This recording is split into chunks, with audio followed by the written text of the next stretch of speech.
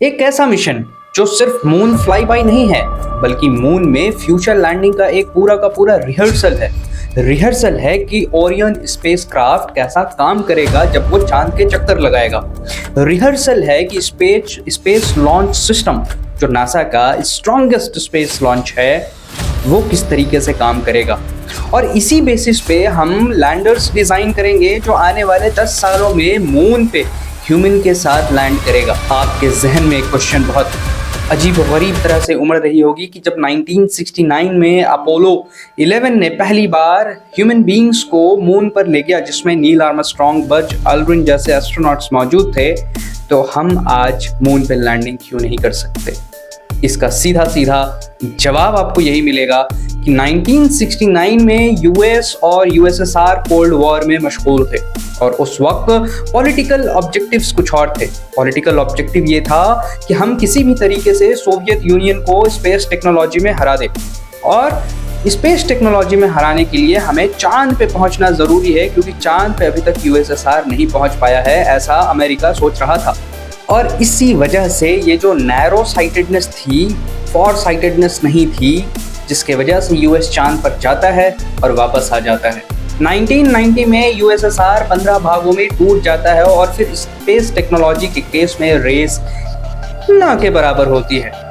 अब चूंकि यूएसए को, नेसा को कंपटीशन मिल रहा है इंडिया से, चाइना से, जापान से, तो नासा लॉन्ग टर्म गोल्स लेकर के चल रही है। लॉन्ग टर्म गोल्स उसके ये हैं कि आर्टेमिस 2 अभी फिलहाल जो ओरियन स्पेसक्राफ्ट उनका है वो चांद के चारों तरफ चक्कर लगाएगा और वापस पृथ्वी में आ जाएगा। ये स्पेसक्राफ्ट टेक ऑफ के बाद पृथ्वी के चक्कर लगाएगा। उसमें 4 क्रू मेंबर्स हैं जो एक्चुअली 10 दिन के लिए एक जर्नी स्टार्ट करेंगे अराउंड अर्थ के। दिन में एस्ट्रोनॉट्स चेक करेंगे कि शिप कैसे काम करती है, इनका लाइफ सपोर्ट सिस्टम कैसा है, कम्युनिकेशन कैसा है, और फिर 4 दिनों के बाद मून की तरफ जर्नी स्टार्ट कर लेंगे। तकरीबन 5 लाख किलोमीटर की जर्नी करने के बाद ये मून के पीछे से घूमेंगे, जो मून के सरफेस से तकरीबन 13,400 किलोमीटर ऊपर होगा, और ये इसलिए ताकि सोलर फ्लेयर से ये बच सके और मून को चारों तरफ से अच्छे से ऑब्जर्व कर सके, ताकि फ्यूचर मिशंस में एक बहुत इंपॉर्टेंट इनपुट नेसा को मिल पाए। इसके बाद ये अर्थ की तरफ वापसी करेंगे और इमेजिन द स्पीड, अर्थ की तरफ वापसी करने में इनकी स्पीड 40,000 किलोमीटर पर आवर की होगी और ये पैसिफिक ओशन में लैंड करेंगे। एक्चुअली इनका टेक ऑफ जो हुआ है वो फ्लोरिडा से हुआ है, फ्रॉम अटलांटिक ओशन, बट ये पैसिफिक ओशन में लैंड कर रहे हैं। कुछ लोग जो कहते थे कि मून लैंडिंग फेक है, 1969 फेक है, उनके मुंह पे ये करारा जवाब है, क्योंकि moon landing as far as I believe was not a fake one, it was a real one. इस मिशन का नाम आर्टेमिस ही क्यों रखा गया है? तो इसका सीधा जवाब है कि ग्रीक मिथोलॉजी में चांद की देवी का नाम आर्टेमिस है और आर्टेमिस की जुड़वा बहन अपोलो मिशन को भी रिस्पेक्ट देने के लिए इस मिशन का नाम आर्टेमिस रखा गया है। इस मिशन का मेन ऑब्जेक्टिव ये है कि वहाँ चांद के जो फार साइड है, जहाँ पे अभी तक हमारे सिर्फ लैंडर्स गए हैं, वहाँ ह्यूमन आई से लोग ऑब्जर्व करेंगे कि क्या वहाँ से हीलियम 3 बनाने की हमें कुछ मिनरल्स मिल सकते हैं, बर्फ मिल सकता है, या कोई ऐसा मिनरल्स मिल सकता है जिसमें फ्यूचर में अगर ह्यूमन वहाँ लैंड करे और वहाँ माइनिंग हो तो उससे हमें, यानी कि we humans are benefited. Artemis 1 mission नवंबर 2022 में लॉन्च हुआ था। नवंबर 2022 में ये बिना ह्यूमन का एक मिशन था जिसमें एक स्पेसक्राफ्ट, ओरियन स्पेसक्राफ्ट, मून के चारों तरफ चक्कर लगाता है और वापस पृथ्वी पे आ जाता है।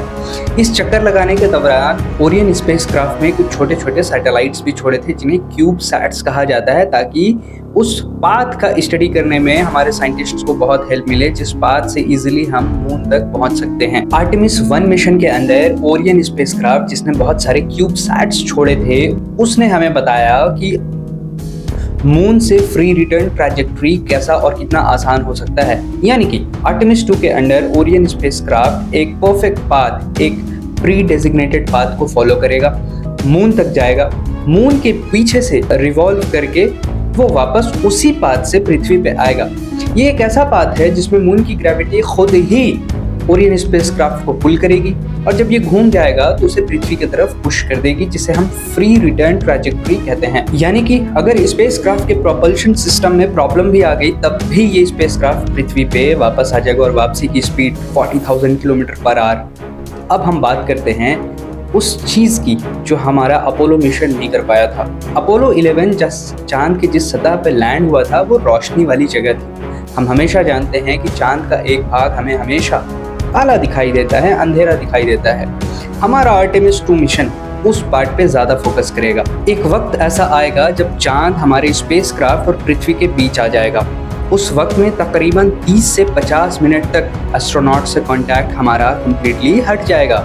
ओरियन स्पेसक्राफ्ट जब धरती पर वापस आएगा तो पैसिफिक ओशन में सैन डिएगो के पास पानी में उतरेगा। ओरियन के 2 मुख्य हिस्से हैं। पहला हिस्सा क्रू मॉड्यूल। 10 दिन के इस मिशन में एस्ट्रोनॉट्स इसी क्रू मॉड्यूल के अंदर रहेंगे। इसके नीचे सर्विस मॉड्यूल होता है जो कि एक सिलेंडर जैसा हिस्सा है और इसे यूरोपियन स्पेस एजेंसी ने बनाया है। इसमें प्रोपल्शन, बिजली और लाइफ सपोर्ट सिस्टम होते हैं। कैप्सूल लॉकहीड मार्टिन ने बनाया है। इस मिशन के लिए क्रू ने इसका नाम इंटीग्रिटी रखा था।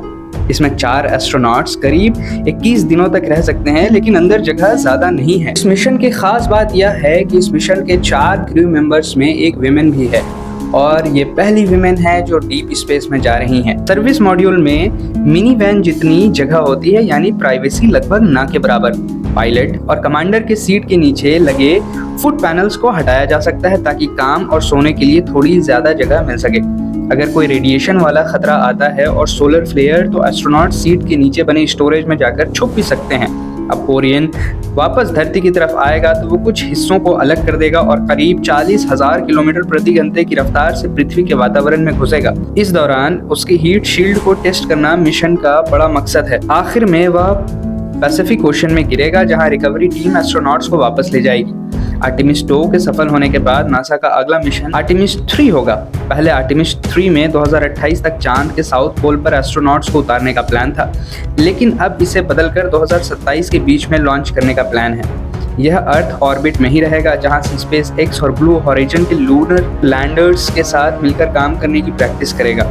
अगर यह मिशन सही रहा तो 2028 में आर्टेमिस 4 और आर्टेमिस 5 के जरिए चांद पर उतरने की कोशिश की जाएगी। इससे डोनाल्ड ट्रंप का यह लक्ष्य पूरा हो सकता है कि उनके दूसरे कार्यकाल के खत्म होने से पहले ही नासा ने फिर से इंसानों को चांद पर भेजने में कामयाबी दिखाई। इस तरीके से स्पेस टेक्नोलॉजी में बाकी के डेवलप्ड कंट्रीज आगे बढ़ रहे हैं, इसरो भी इसमें पीछे नहीं है। हम आने वाले सालों में गगनयान लॉन्च करने वाले हैं, जिसमें पहली बार हम अपने बनाए हुए रॉकेट्स में, अपने बनाए हुए अंतरिक्ष यान में अपने एस्ट्रोनॉट्स को स्पेस पे भेजेंगे। दूसरा, हम चंद्रयान लॉन्च करने वाले हैं, चंद्रयान 4, जो अगेन चांद पर जाएगा, लैंड करेगा और फिर वहाँ से हमें इंपॉर्टेंट फाइंडिंग्स के सैंपल्स भेजेगा, जिससे हम चांद के बारे में और अच्छे से जान पाएंगे। 2028 में हमारा एक बहुत इंपॉर्टेंट मिशन है, वेनस ऑर्बिटर मिशन, जिसमें वेनस के एटमॉस्फेयर के चारों तरफ हमारा एक स्पेसक्राफ्ट घूमेगा और वेनस के बारे में बहुत इंपॉर्टेंट फाइंडिंग्स लेकर के आएगा। बट स्टिल हमें मून पे जाने की तैयारी करनी होगी। मेरा अपना सेल्फ बिलीफ कहता है कि आने वाले कुछ सालों में मून से बहुत सारे मिनरल्स निकल रहे होंगे, खास करके जो रेयर अर्थ मिनरल्स जिसे हम कहते हैं। अब रेयर अर्थ मिनरल्स चाइना के लैंड में, चाइना के टेरिटरी पे कॉन्सेंट्रेटेड है। इंडिया रेयर अर्थ मिनरल्स में बहुत ज़्यादा चाइना पे डिपेंडेंट है। और रेयर अर्थ मिनरल्स की इंपॉर्टेंस क्या है, ये आप इस बात से समझेंगे कि जितने भी इलेक्ट्रिकल व्हीकल्स आते हैं उसके बैटरी में रेयर अर्थ मिनरल का यूज़ होता है। आपके मोबाइल फ़ोन में यूज़ होता है। बहुत सारे ट्यूबलाइट्स में यूज़ होना शुरू हो गया, जो बहुत एडवांस ट्यूबलाइट्स है। तो the future lies in the availability of rare earth minerals, और ये चांद पे भर भर के मौजूद हैं। तो इंडिया को भी एक ऐसा स्पेसक्राफ्ट आने वाले 10 से 15 सालों में बना लेना चाहिए, जिससे हम चांद पर जा पाएँ और बाकी के डेवलप्ड कंट्री के साथ कंधे से कंधे मिलाकर चल सके। अगर वो वहाँ पे माइनिंग करे तो हम भी उससे पीछे ना रहें। बाकी आपका क्या राय है इस पर कमेंट्स पे ज़रूर बताना। Thank you for watching the video. Kindly subscribe to my channel and share it with your friends and relatives.